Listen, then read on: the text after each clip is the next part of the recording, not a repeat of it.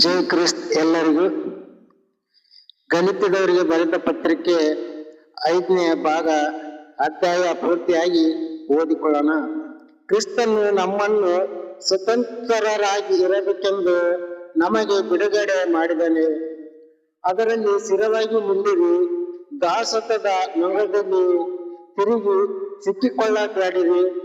ನೋಡಿರಿ, ಪೌಲನೆಂಬ ನಾನು ನಿಮಗೆ ಹೇಳ್ತೀನಿ, ನೀವು ಸುನ್ನತಿ ಮಾಡಿಸಿಕೊಂಡಿದ್ದರೆ ಕ್ರಿಸ್ತನಿಂದ ನಿಮಗೆ ಏನು ಪ್ರಯೋಜನವಿಲ್ಲ. ಸುನ್ನತಿ ಮಾಡಿಸಿಕೊಳ್ಳುವ ಪ್ರತಿಯೊಬ್ಬನಿಗೂ ನಿನ್ನ ಧರ್ಮಶಾಸ್ತ್ರದಲ್ಲಿ ಹೇಳಿರುವುದನ್ನೆಲ್ಲ ಮಾಡುವ ಅಂಗಿನಲ್ಲಿತ್ತು ಎಂದು ತಿರುಗಿ ಪ್ರಮಾಣವಾಗಿ ಹೇಳ್ತೇನೆ. ನಿಮ್ಮಲ್ಲಿ ಯಾರ್ಯಾರು ಧರ್ಮಶಾಸ್ತ್ರದಿಂದ ನೀತಿವಂತರಾಗಬೇಕೆಂದು ಬಯಸಿದರೆ ಅವರು ಕ್ರಿಸ್ತನಿಂದ ಅಗಲಿ ಹೋಗುವವರಾಗಿದ್ದೀರಿ, ಕೃಪೆಯಿಂದ ಬಿದ್ದು ಹೋಗುವವರಾಗಿದ್ದೀರಿ. ನಾವಾದರೂ ದೇವರ ಆತ್ಮನ ಮೂಲಕ ನಂಬಿಕೆಯಿಂದ ನೀತಿವಂತರಾಗುತ್ತೀವಿ ಎಂಬ ನಿರೀಕ್ಷೆಯ ಫಲವಾಗುವುದು ಎಂದು ನೋಡುವವರಾಗಿದ್ದೇವೆ. ಕ್ರಿಸ್ತನು ಯೇಸುವಿನಲ್ಲಿ ಇರುವವರಿಗೆ ಸುನ್ನತಿಯಾದರೂ ಆಗದಿದ್ದರೂ ಪ್ರಯೋಜನವಿಲ್ಲ. ಆದರೆ ಅವರಲ್ಲಿ ಪ್ರೀತಿಯಿಂದ ಹೊರ ಹೊಮ್ಮುವ ನಂಬಿಕೆಯ ಪ್ರಯೋಜನವಾಗಿದೆ. ಚೆನ್ನಾಗಿ ಓಡುತ್ತಾ ಇದ್ದೀರಿ, ಆದರೆ ನೀವು ಸತ್ಯವನ್ನು ಅನುಸರಿಸದಂತೆ ನಿಮ್ಮನ್ನು ತಡೆಯುವವರು ಯಾರು? ಈ ಮನವೊಲಿಕೆಯ ನಿಮ್ಮನ್ನು ಕರೆದಾತನಿಂದ ಹುಟ್ಟಿದಲ್ಲ. ಸ್ವಲ್ಪ ಉಳಿಯಿಲ್ಲದ ಹಣವೇ ಎಲ್ಲ ಹುಳಿಯಾಗುವುದು. ನಿಮ್ಮಲ್ಲಿ ಹೀನ ಅಭಿಪ್ರಾಯಗಳು ಉಂಟಾಗುವುದಿಲ್ಲವೆಂದು ಕರ್ತನಲ್ಲಿ ನಿಮ್ಮನ್ನು ಕುರಿತಾಗಿ ನನಗೆ ಭರವಸೆ ಉಂಟು. ನಿಮ್ಮಲ್ಲಿ ಭೇದವನ್ನು ಹುಟ್ಟಿಸುವವನು ಯಾವನಾದರೂ ಸರಿ, ಅವನು ದಂಡನೆಯನ್ನು ಅನುಭವಿಸುವನು.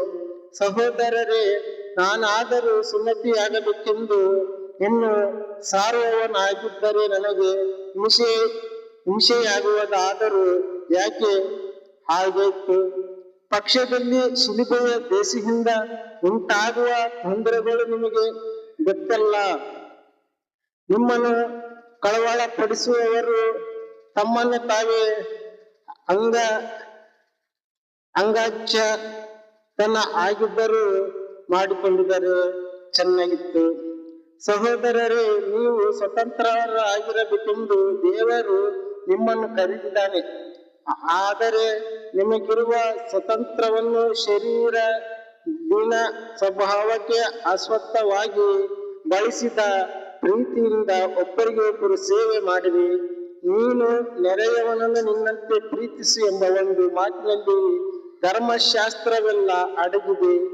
ಆದರೆ ನೀವು ಒಬ್ಬರನ್ನೊಬ್ಬರು ಕಚ್ಚಾಡಿ ಅರಿದುಕೊಂಡು ತಿನ್ನುವವರಾಗಿದ್ದೀರಿ. ಒಬ್ಬರಿಗೆ ಒಬ್ಬರು ನಾಶವಾಗಿರಿ. ಎಚ್ಚರಿಕೆ. ಆತ್ಮನ ಫಲ ಮತ್ತು ದೇಹದ ಫಲ ದುಷ್ಟಗಳ. ನಾನು ಹೇಳುವುದೇನೆಂದರೆ, ಪವಿತ್ರಾತ್ಮನ ಅನುಸರಿಸಿ ನಡೆದುಕೊಳ್ಳಿರಿ. ಆಗ ನೀವು ಶರೀರ ಭಾವದ ಅಭಿಲಾಷೆಗಳನ್ನು ಎಷ್ಟು ಮಾತ್ರಕ್ಕೂ ನೆರವೇರಿಸುವುದಿಲ್ಲ. ಏಕೆ ಅಂದರೆ ಶರೀರ ಅಭಿಲಾಷೆಯು ಆತ್ಮನಿಗೆ ವಿರೋಧವಾಗಿದೆ, ಆತ್ಮನ ಅಭಿಲಾಷೆಯು ಶರೀರ ಭಾವಕ್ಕೆ ವಿರೋಧವಾಗಿದೆ. ನೀವು ಮಾಡಲು ಇಚ್ಛಿಸುವುದನ್ನು ಮಾಡದಂತೆ ನೀವು ಒಂದಕ್ಕೊಂದು ಹೋರಾಡುತ್ತವೆ. ಆದರೆ ನೀವು ಆತ್ಮನಿಂದ ನಡೆದುಕೊಳ್ಳುವವರಾದರೆ ಧರ್ಮಶಾಸ್ತ್ರಕ್ಕೆ ಅಧೀನರಲ್ಲ. ಶರೀರ ಭಾವದ ಸ್ವಭಾವಗಳ ಪ್ರತ್ಯಕ್ಷವಾಗಿ ಇವೆ. ಇದು ಯಾವುದೆಂದರೆ ಜಾರತ್ವ, ಬಂಡುತನ, ನಾಚಿಕೆಡಿತನ, ವಿಗ್ರಹಾರಾಧನೆ, ಮಾಟ, ಹಗೆತನ, ಜಗಳ, ಹೊಟ್ಟೆಕಿಚ್ಚು, ಸಿಟ್ಟು, ಪಕ್ಷಪಾತ, ದೀನಮತ, ಮತ್ಸರ್ಯ, ಕುಡುಕುತನ, ಗಲಭೆ, ಡಂಬಚಾರ. ಇವುಗಳಿಂದ ಕಾರ್ಯಗಳನ್ನು ನಡೆಸುವವರು ದೇವರ ರಾಜ್ಯಕ್ಕೆ ಬಾಧ್ಯಸ್ಥರಾಗುವುದಿಲ್ಲ ಎಂದು ನಾನು ಈ ಮೊದಲೇ ಹೇಳಿದಂತೆ ಈಗಲೂ ನಿಮ್ಮನ್ನು ಎಚ್ಚರಿಸುತ್ತೇನೆ.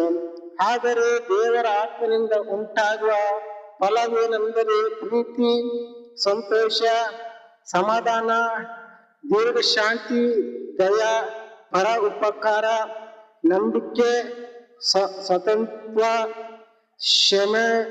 ಇವುಗಳಿಗೆ ವಿರುದ್ಧವಾಗಿ ಯಾವ ಧರ್ಮಶಾಸ್ತ್ರವೂ ಇಲ್ಲ. ಕ್ರಿಸ್ತ ಯೇಸುವಿನಲ್ಲಿ ಇರುವವರು ತಮ್ಮ ಶರೀರ ಭಾವವನ್ನು ಅದರ ವಿಷಯ ಅಭಿಲೇಷ ಅಭಿಲಕ್ಷಗಳು ಸಹಿತವಾಗಿ ಸಿಲುಬೆಗೆ ಹಾಕಿದವರಾಗಿದ್ದೇವೆ. ನಾವು ಆತ್ಮನಿಂದ ಜೀವಿಸುತ್ತಿರಲಾಗಿ ಆತ್ಮನ ಅನುಸರಿಸಿ ನೋಡೋಣ. ಅಹಂಕಾರಿಗಳು ಒಬ್ಬರನ್ನೊಬ್ಬರು ಕೆಣಕುವವರು, ಒಬ್ಬರ ಮೇಲೊಬ್ಬರು ಮಸ್ತಾರ ಉಳ್ಳವರು ಆಗಿದ್ದಾರೆ. ನೋಡೋಣ. ಈ ವಾಕ್ಯ ಭಾಗದಲ್ಲಿ ಓದಿರೋದ್ರಲ್ಲಿ ಯಾವುದಾದರೂ ತಪ್ಪಾಗಿ ಓದಿದರೂ ಕ್ಷಮಿಸಬೇಕು. ನಮಗೆ ಓದು ಬರಹ ಮೊದಲೇ ಗೊತ್ತಿಲ್ಲ, ಆದರೂ ಸಹ ನಾನು ಓದಲು ಪ್ರಯತ್ನ ಪಡ್ತಿದ್ದೀನಿ. ನಮ್ಮ ಚಾನಲ್ ಅನ್ನು ಸಪೋರ್ಟ್ ಮಾಡಿ. ಜೈ ಕ್ರೈಸ್ತ.